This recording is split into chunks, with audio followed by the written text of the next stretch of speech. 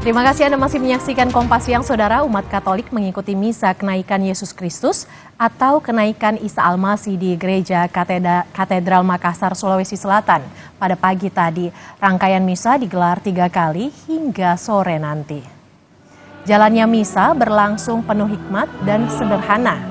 Dalam khotbahnya, Pastor Andreas Rusdin Ugiwan menyampaikan kenaikan Yesus Kristus dirayakan 40 hari setelah hari kebangkitannya.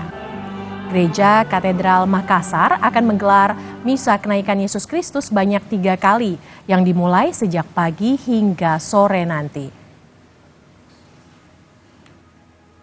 Hari Raya Kenaikan Tuhan Yesus itu kami rayakan 40 hari setelah Hari Raya Kebangkitannya.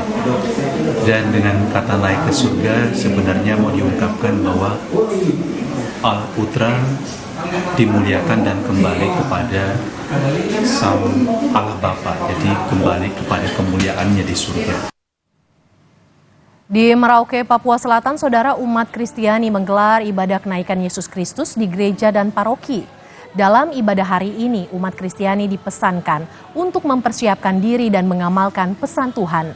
Selain itu, umat Kristiani juga harus bersiap untuk melakukan tugas dan tanggung jawab yang dipercayakan Tuhan kepada umat manusia.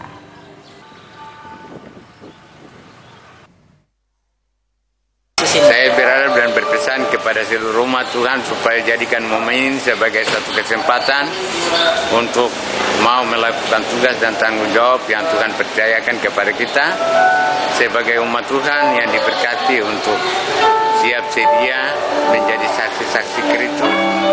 Kita sekalian, umat Tuhan yang ada, mari kita mempersiapkan diri kita. Ketika Tuhan Yesus kembali, maka kita kedapatan telah siap